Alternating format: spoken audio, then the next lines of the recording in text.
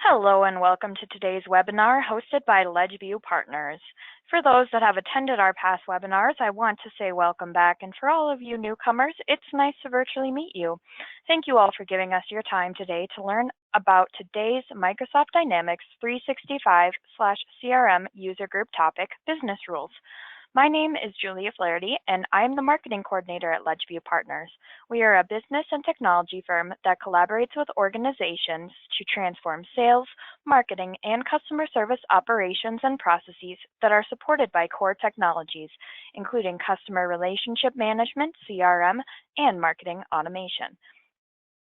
In this webinar, LedgeView will show you how business rules can be applied. Mike Dodds, CRM support consultant at LedgeView Partners, comes with great expert knowledge on this topic to guide you through business rules in Microsoft Dynamics 365/CRM.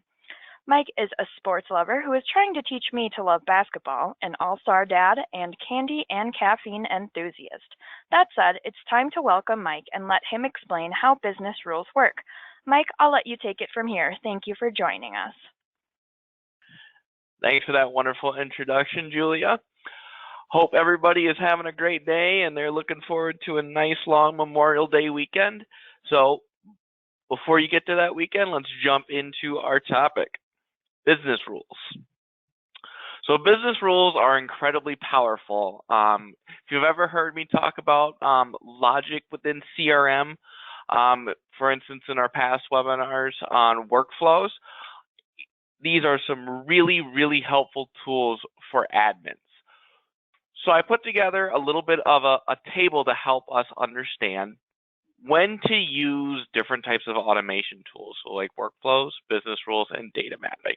So we're focusing on the middle row here, which is business rules. They're instantaneous. They're easy to create. They can be isolated to one form for an entity, which is a pretty key feature. So if you have multiple forms that are being used by different business units, so to speak, or different security roles, you can isolate these rules to just one form. You can do some simple calculations. You can throw an error message, and you can change visibility and requirements of a field. Now, some cons to this: they cannot cross entities. They're limited to actions on the form. The fields in the business rule must be on the form. You're limited to 10 else if statements. So if this, otherwise if this, otherwise if this, you're limited to 10 of those. Okay, there are times where you're going to go over 10. So just keep in mind that you're limited to 10 per business rule.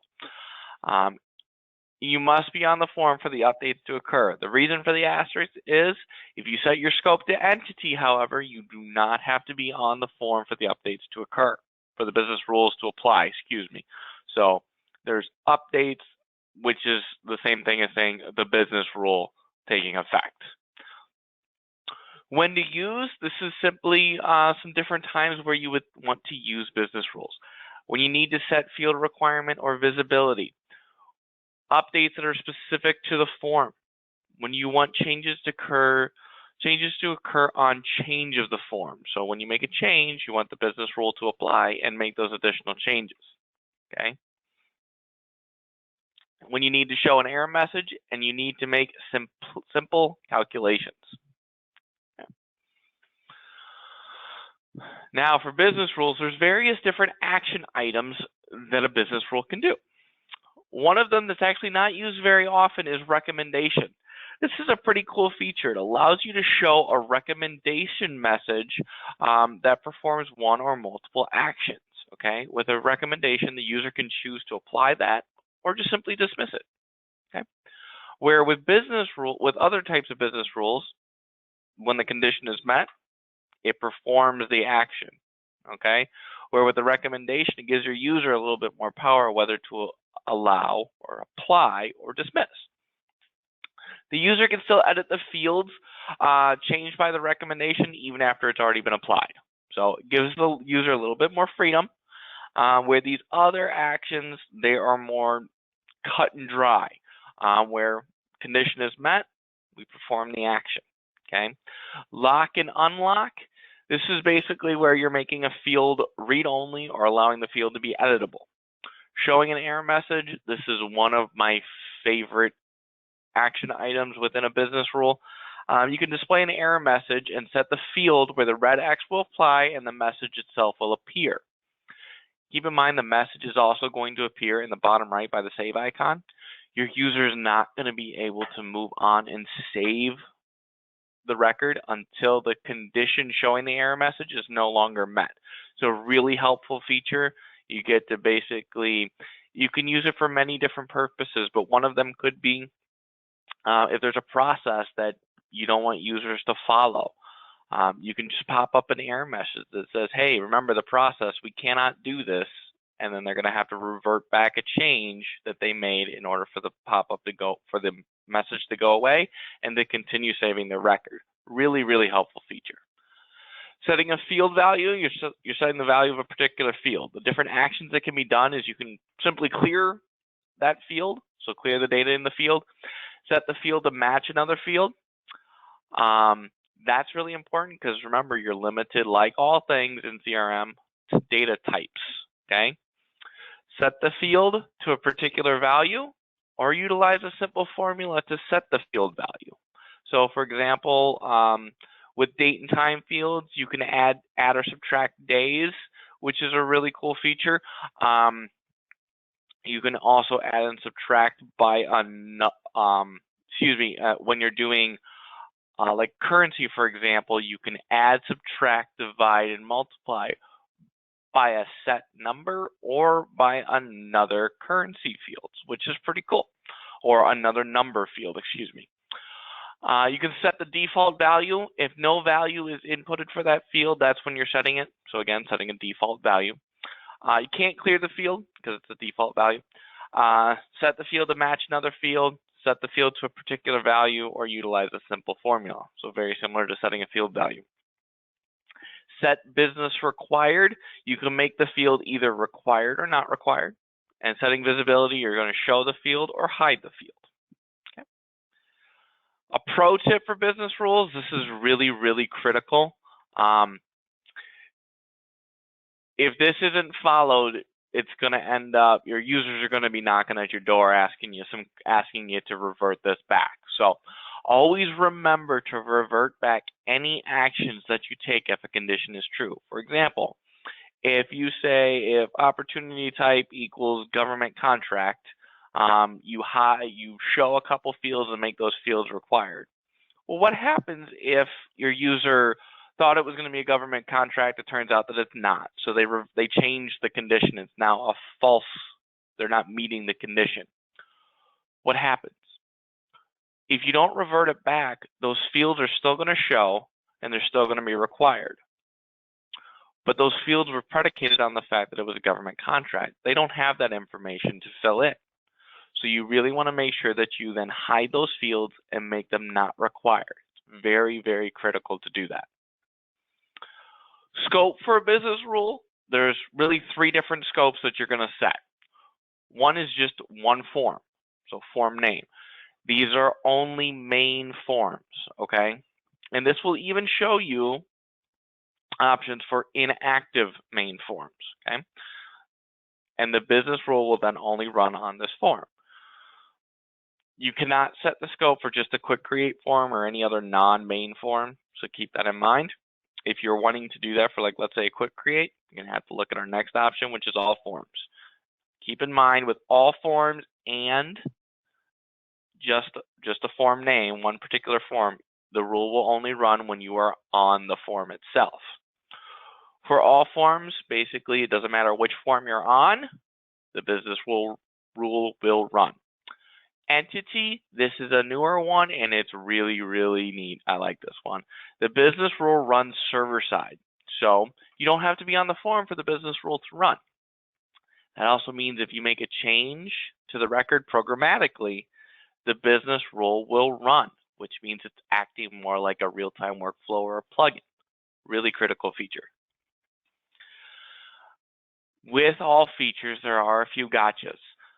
One of them is any field utilized in the business rule, it must be on the form in order for the business rule to run. If it's not going to give you an error. It's not going to say, hey, this field isn't on the form. It's just simply not going to function the way you anticipated. You can have up to 10 else if statements. Cannot interact with tabs or sections. So if you are looking to do a, if this certain condition is met, hide this entire section, that's not going to work. Unfortunately, we're looking more than at JavaScript. Because an important thing to keep in mind, business rules were intended to help lessen the need for JavaScript, but there still is going to be a need for JavaScript. On-change events, so an on-change, which is a JavaScript term, events are not triggered when business rules set a field value. Very important there. Whole number fields, there's a format type where you can change it to time zone, duration, or language. Those formats are not supported with business rules. And then rule definitions, when you're in the mobile app, they're cached. You must close and reopen the app for those changes to take effect.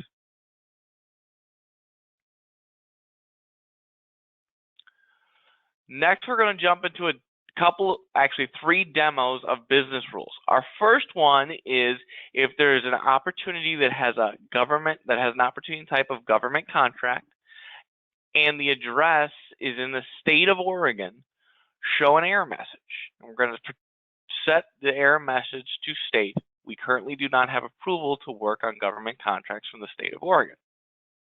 So a really cool feature, one I really like to show because it shows you the power of the error message. So let's jump into CRM. So if we navigate from sales to opportunities, we're just going to create a new opportunity because business rules are also housed in the form section. So the easiest way to get one is to open up any new opportunity record or existing and then click on form. Pull over the form editor, and then we're going to click on business rules up at the top here. So if we click on business rules, we're going to click new business rule. And up top here, this is where you're going to set the name. So we are going to do error message for Oregon government contracts. All right. And then you can add a description if you'd like. And now we're going to go to our conditions. Really, really important. When you set your condition, always hit apply. This is one thing that is forgotten a lot, and then you have to go back and redo anything that you did in this section, okay? So our source is the entity here. Our field is opportunity type. Opportunity type equals value of government contract. We have a secondary condition along with this, and that is that the state field equals Oregon. Now keep in mind that your state field is going to be a text field, so that means if it's Oregon or if they type in OR, this might be where you want to set, a process within your company that we spell out the entire name, because with text fields, you're not really able to dictate where it's going to understand Oregon also means capital O, capital R. So very important to keep that in mind. Okay, we're going to do OR rule logic, and by the way, even if you have like 3 or 4 different rules within your condition, it's all of them are or all of them are and. Cannot mix and match. Okay, once we have it set the way we want, we hit apply. Now we can see it right here. Now we come over to our components and we go show error message. Okay, within our error message, we can name this. By the way, I didn't name the condition, so that's also another thing that you want to make sure that you do is name your condition. So check for opportunity type and state. And then come down here and always remember to hit apply. We're going to go back to our action here and we're going to say show error message. And we're going to go Oregon government contract. Okay. So our field, this is saying where do we want the red X in the message to appear? We want to have it appear on state. So we're going to have it appear on state. And we are going to say we currently do not have permission to perform government contracts in the state of Oregon.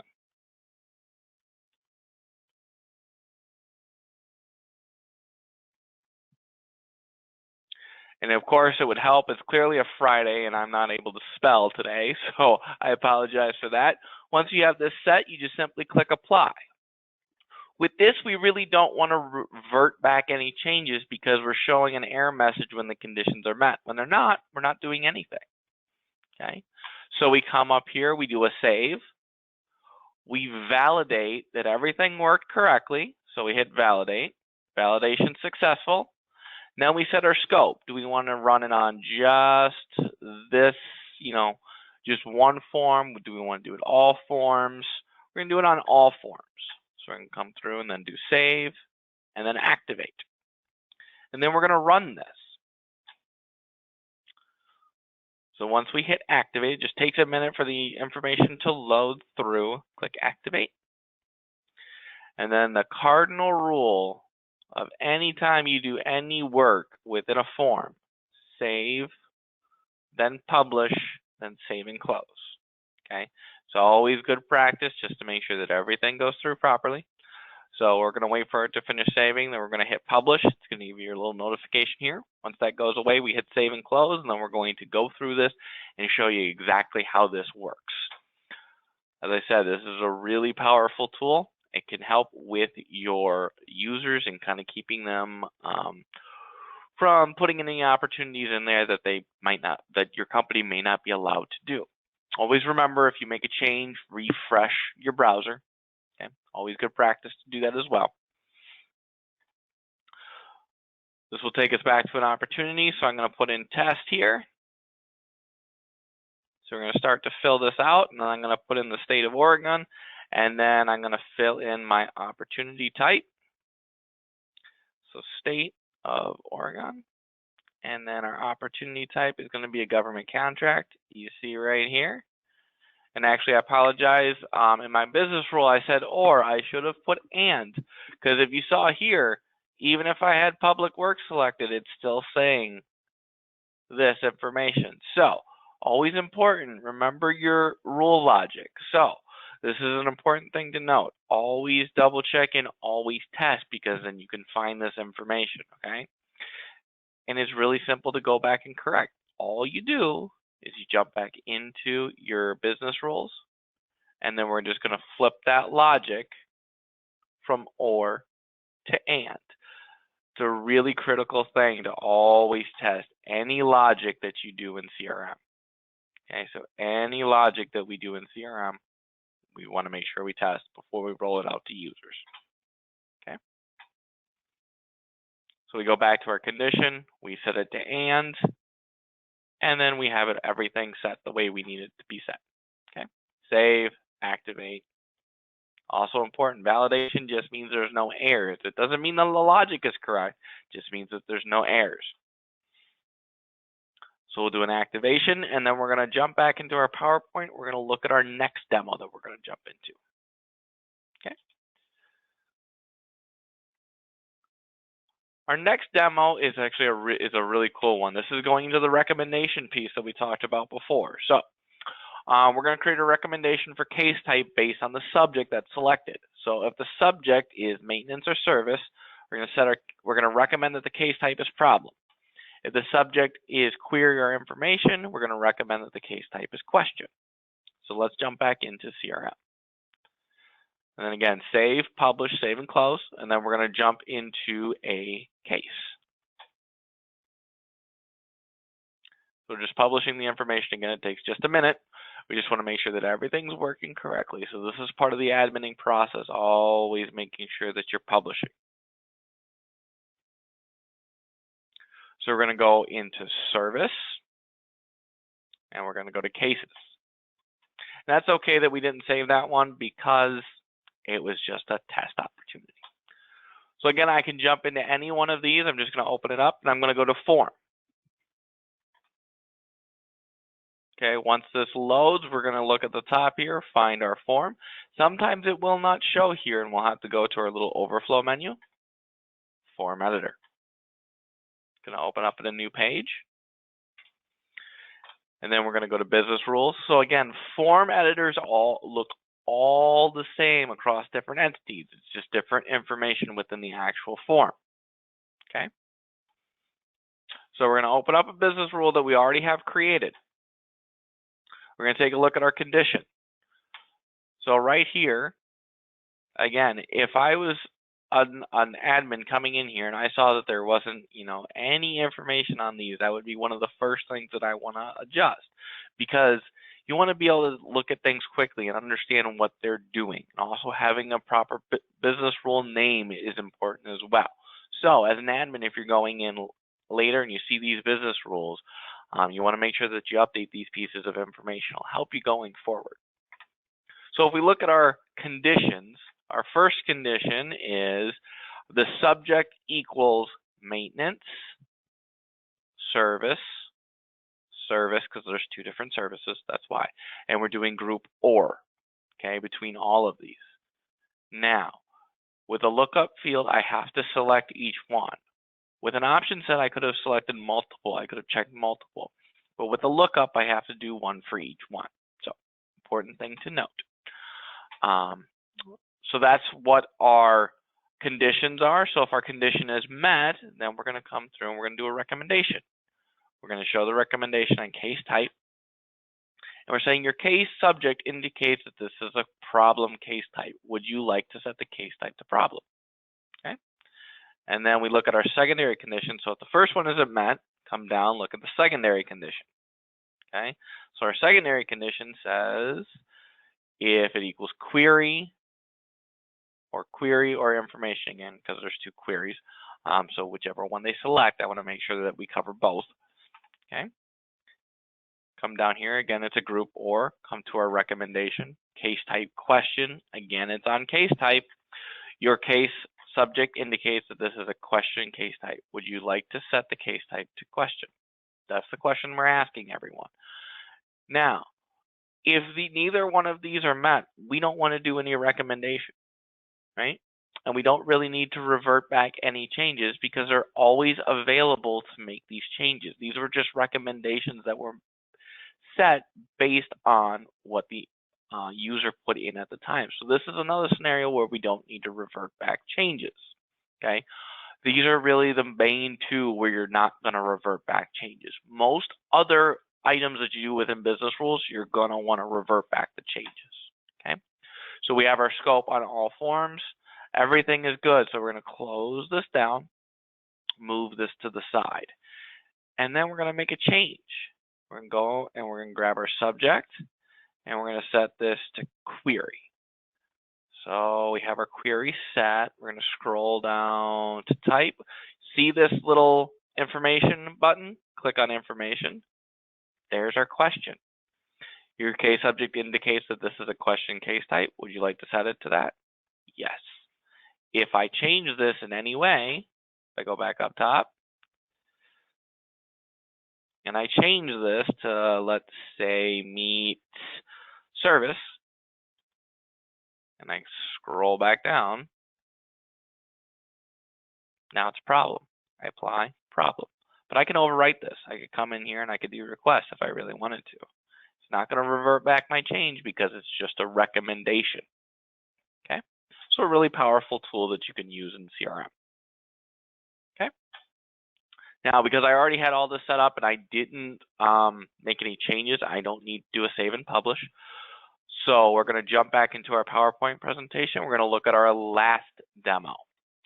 So our last demo is if the probability is under 50% or does not contain data, set the estimated close date to be required. And then the follow-up plan fields, we're going to make them visible and required. If the probability is over 50% or over, we're going to set the estimated close date to not be required, hide the follow-up date and follow-up plan and make them not required. Again, we're reverting back the changes from this. Okay? So let's jump back into CRM. We're going to navigate back to opportunities. So sales, opportunities. We're going to open up any one of these opportunities.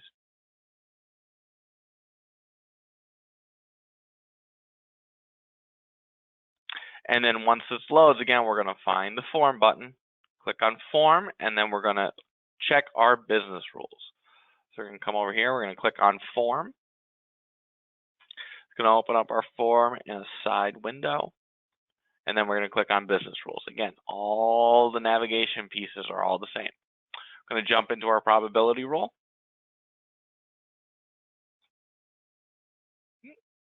Close that down. And let me close that. That didn't want to open up properly. I apologize for that. We wait for it to load, and then I'll go ahead and bring it over.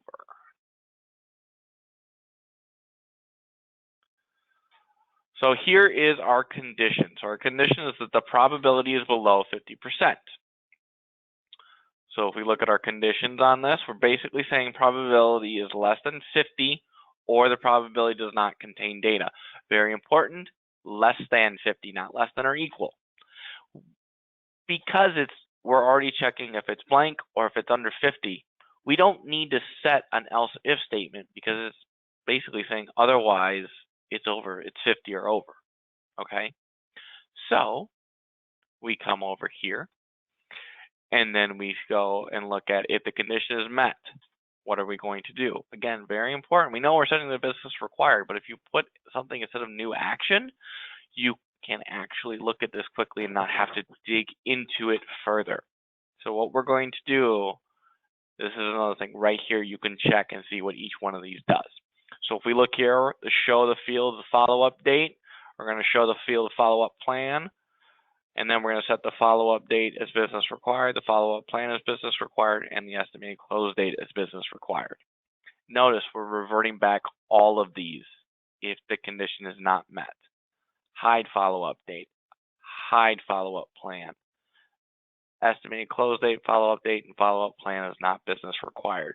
Very, very important to always mark. You can't just hide it. You have to set it to not business required as well. Because if you don't, and it's still business required but hidden, your user is going to get an error message that says, hey, this field is required, but they're not going to see the field on the form to input anything. And then that also means they're never going to be able to save.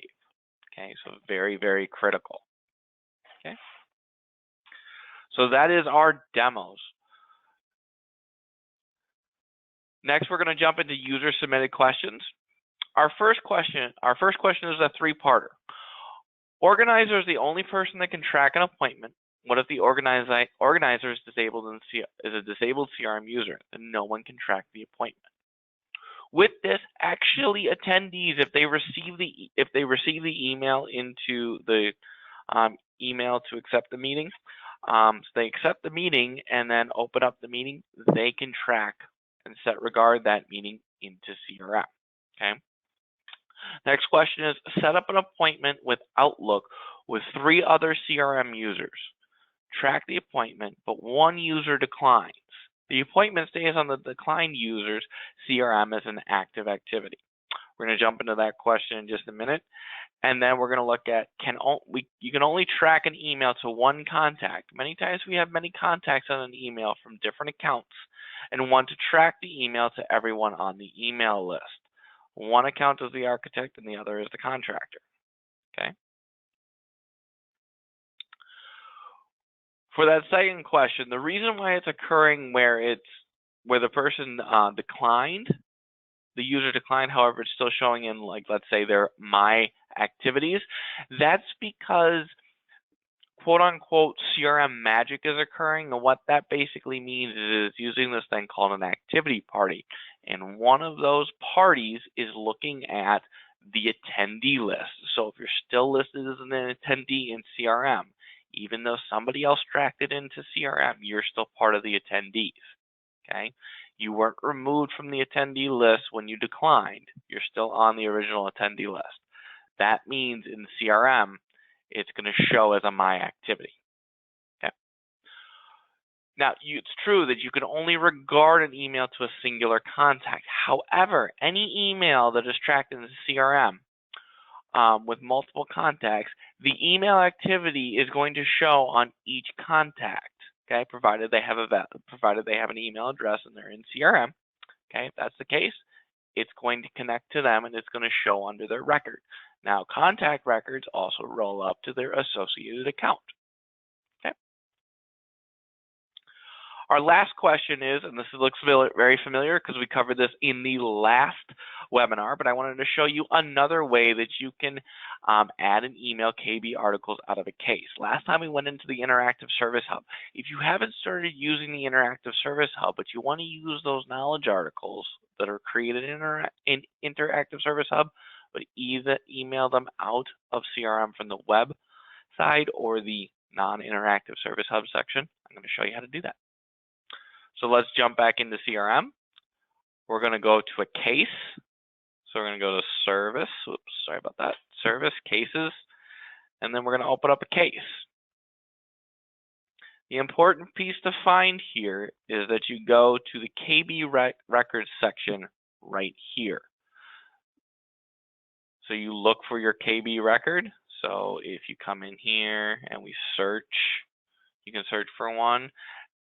And if we find one down here, okay, number of views, come over here, it's got pop out, link article to the case, and email content. So you're going to link it to the case, it's going to pop open an email, and there it is, right there. And it's going to set your to, it's going to look for very familiar, Mike Eugene. If we come back and we look inside of our case, customer is Mike Eugene. Okay, so that's another way that you can access those KB articles.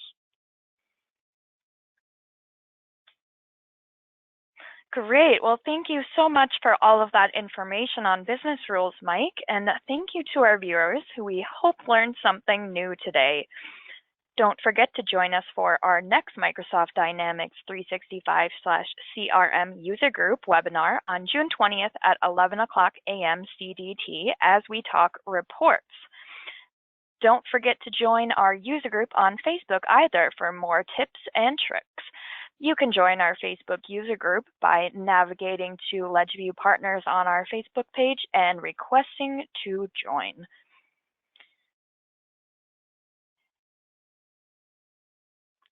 LedgeView is equipped with expert resources, updated daily and weekly to help you find sales, marketing, customer service, and CRM success. All that said, until next time, make it a great day, and we'll see you soon.